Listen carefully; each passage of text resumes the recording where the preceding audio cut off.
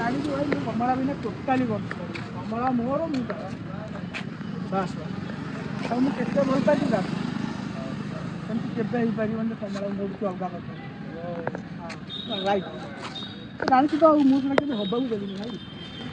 କମଳା ନା ରହୁଛି ସେଇ ଟୋକା କି?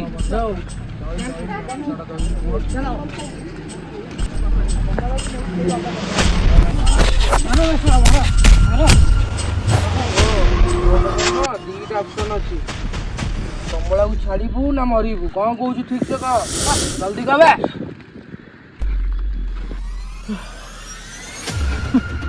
ଆମେ ମୁଁ ମରିଯିବି ପଛେ କମଳକୁ ଛାଡ଼ିବିନି ହେଲା।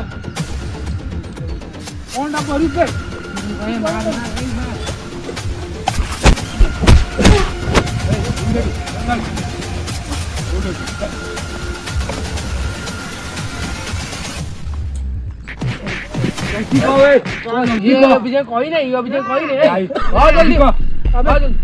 ଆମ ପ୍ରେମକୁ ତମମାନେ ଏମିତି ସେମିତି ଖାଇଲା ବେଳେ ତା ଫଟୋ ଦେଖିକି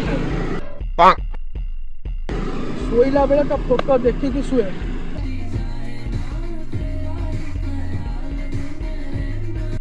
ଆଉ ଝାଡ଼ା ଗଲା ବେଳେ ତା ଫଟୋ ଦେଖିକି ଝାଡ଼ା ଯାଏ। ଥଟ୍ଟା ଲାଗିଛି ନା ମଜା ଲାଗିଛି ନା ଥଟ୍ଟା ଖେଳୁଛୁ?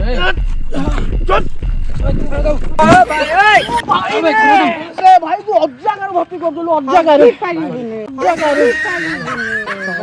ସରି ଭାଇ ଜାଣିନଥିଲି। ସରି ତ ସରି ରଖ କାଟିଲା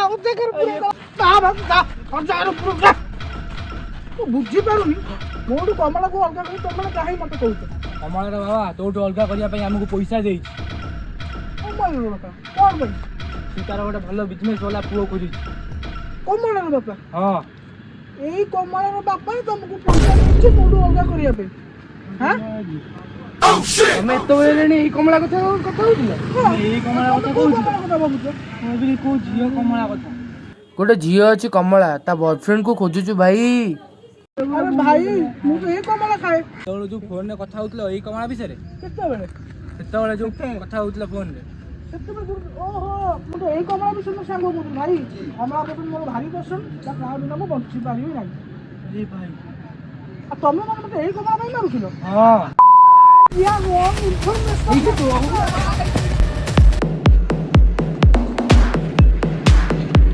ହ୍ୟାଲୋ କମଳା, ତମ ବାପା ପଠେଇଥିବା ସମସ୍ତ ଗୁଣ୍ଡା ଏବେ ଫିନିଶ। ସେମାନେ ସବୁ ଏବେ ସ୍ୱର୍ଗରେ।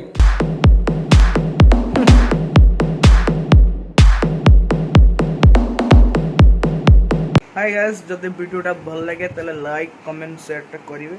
फर्स्ट टाइम आम आउटडोर गोटे वीडियो शूट कर लाइक कमेंट शेयर करेंगे।